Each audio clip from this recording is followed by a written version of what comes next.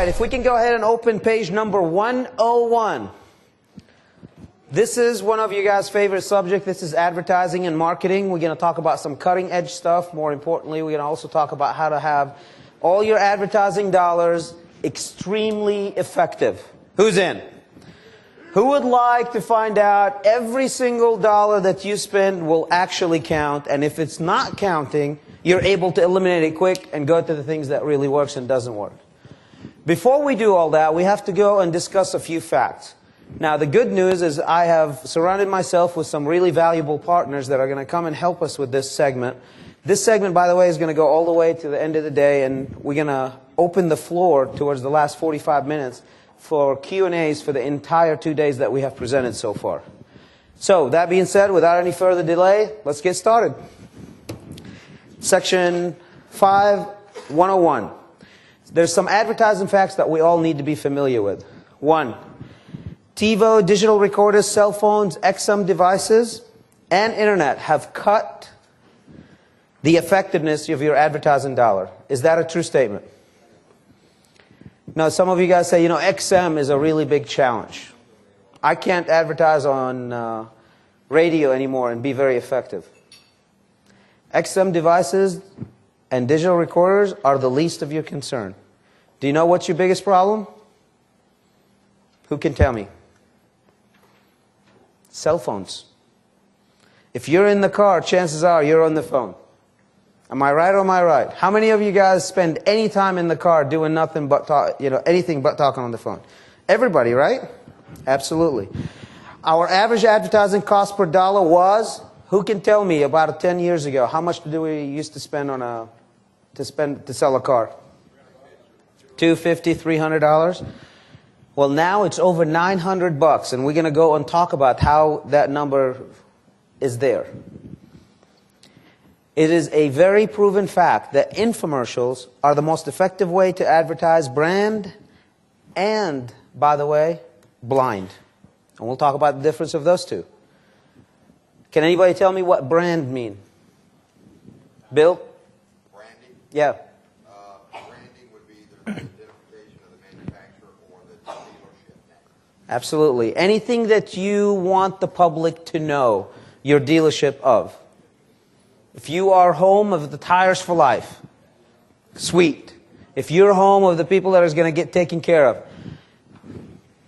Mr. Marquette, would you like to teach this class? I didn't think so. Thank you. All right. Just kidding, man. Welcome. Good to have you here.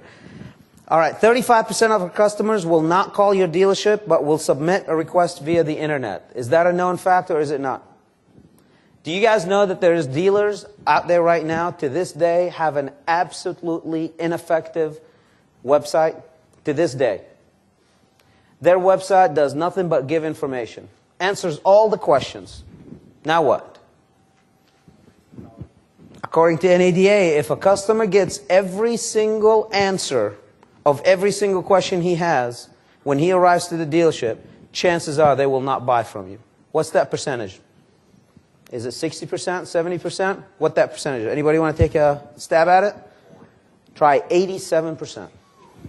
87% of the customers, if you get every single piece of information that they require, they're done. I think we all know that as curiosity killed the cat. It's the hunt that the customers are looking for. Even when they're not looking for it, they're looking for it. Newspaper ads are expensive and the results are unacceptable. Who's still advertising in newspaper? Okay? As of today, we will make sure that you are cured of that disease.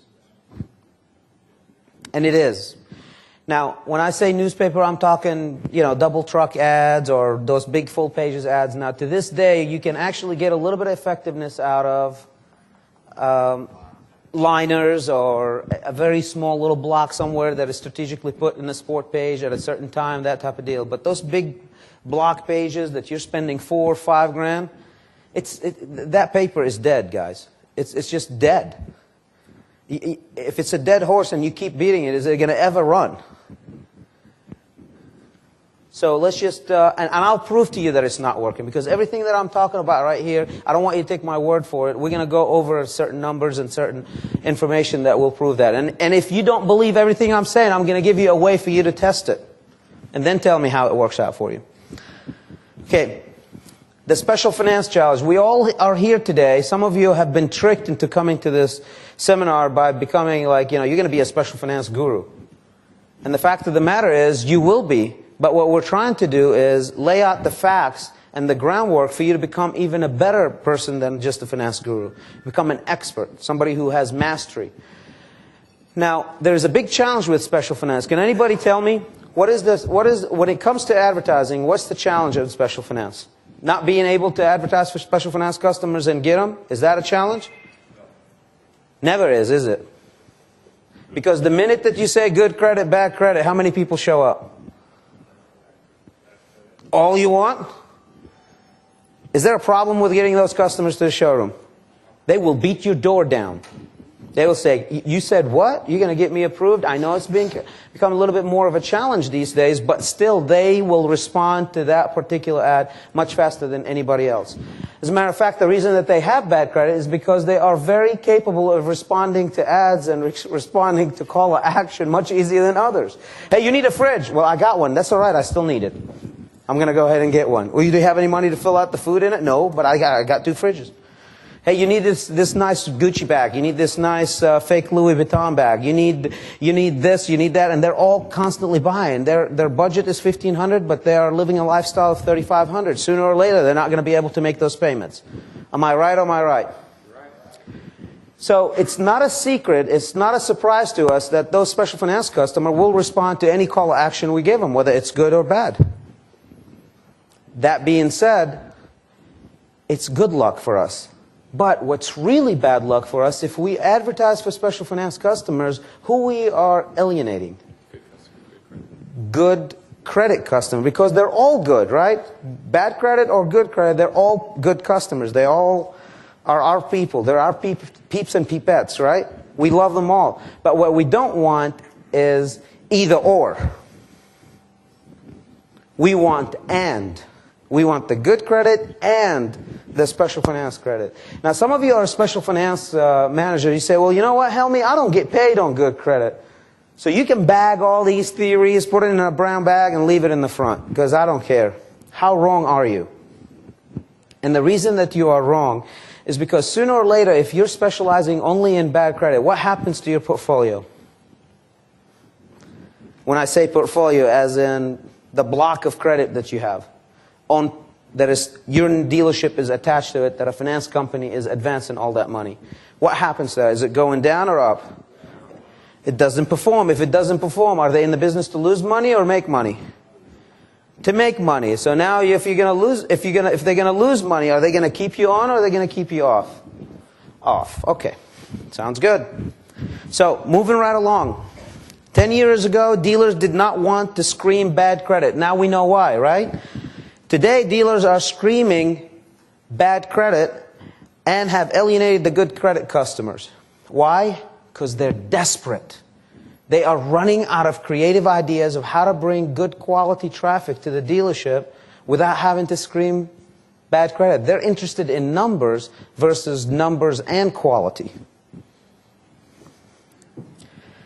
Dealers must develop an advertising mix that blends brand and blind. And the reason behind that is we're going to use the branding to really let everybody know, whether they're a good credit customer or bad credit, how great of a place it is for you to come and do business with us. That's the brand. Now, the difficult part about brand, it takes a long time. The more difficult about brand, sometimes people don't respond very well. Sometimes they do. But the bottom line, if you stick to it, it will work. Blind is easy. You just advertise, scream whatever you want. Nobody knows who you are, right? You just get the results from it. Okay, branding advertising facts, page 102. Brand advertising is the voice that it will voice your dealership's core message. Again, what is it? I don't know.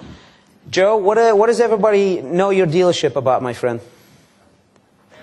Family-oriented place. We'll treat you like family. Come see us, right? Okay, awesome. Johnny, what do they know your dealership of? Other than Ric Flair and you and him, are you planning to body slam Ric Flair? Family dealership. That's Yeah, Price sells cars. Price sells cars? Okay. It's an idea. Bill, I know you have a character called the dog, right? And you also brand something else along with that. The dog is like the fun atmosphere, but you also like the power of three, right? Power of 3 loaners for life. That's right. Power of 3 loaners for life. And the power of 3 is basically 3 dealerships being represented to work, you know, hard for you. They have the power to help you. And loaners for life, you have something ridiculous like 120 loaners out there? 184 loaners. How about them apples? The service department does well though, don't they? Yeah, bring it. Okay. He. Anyway. Here's the problem with brand advertising. When you stop using that message, what happens? You lose it. And you lose it instantaneously. And you have a very hard time bringing it back unless you've been doing it for a very long time. Good branding, communication, positive message about your core value of the dealership. Again, the brand message has to be consistent and it has to be what you want everybody to know what your dealership is all about. Number 2, that's your brand message. Now, I have a challenge for you. I mean, if you really haven't sat down and sat back and developed that branding message, I suggest that you do that. This is something very important that you're going to be spending $50, $60, $100,000 a month trying to send a message to everybody that that's what the dealership is going to be known. See, you're not just advertising to generate leads. You're actually advertising to generate leads that are going to come in when you don't advertise 5 or 10 years from now. As in walk-in traffic, because they know your dealership is fantastic. That's where the investment comes. Long-term versus short-term.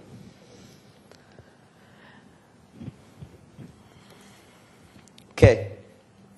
We want to make sure that the brand message is not conflicting with what? All the other advertising that you do. And that's why we don't want it to be confusing. Because the minute that you send a confusing message to all your customers, what happens? Do they react? Or is the water muddied and they just go numb? Muddy. Muddy water is good luck or bad luck? Okay.